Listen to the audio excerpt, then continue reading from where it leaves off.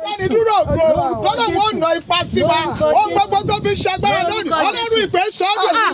wọ́n sọ̀rọ̀ bí òde àrùn sọ ó gbé ní agbára ọlọ́run májẹ̀mú tó ń gbórí àpáta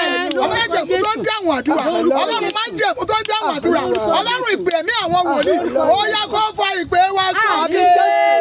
ìpè obìnrin lání ó yá kó sọ lábẹ́ bó tilẹ̀ kó ní mo ní kó sọ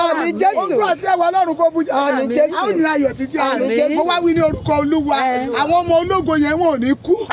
lójú ẹ̀mí wọn àìwá àní fi wọ́n ṣàwádìí síjì oníjì àwọn ọmọ ẹgbẹ́ wọn làwọn ọmọ wòlíì kan kì í ṣe rere báyìí mi àti ìwọ ìyá yìí àwọn ọmọ ológo tí wọ́n sọ̀rọ̀ lójú àwọn ọmọ ológo wọn débi gíga ìpè àwọn ọmọ wa yóò la àgbáyé jà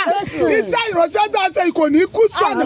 lágbèdè méjì mo ní kò ní dákẹ́ agbára ọlọ́run dì wá mọ́ à ń gbé ní àlàáfíà àwọn ọmọ wa ṣe rere nínú àwọn tó máa lẹ́rìí ẹgbẹ́ kí oṣù kẹjọ ó tó lọ ìránṣẹ́ yìí èmi àti ajá kan nínú bẹ́ẹ̀ lórí kò yí padà àwọn ọkọ wa agbára ọlọ́run kò gbé wọn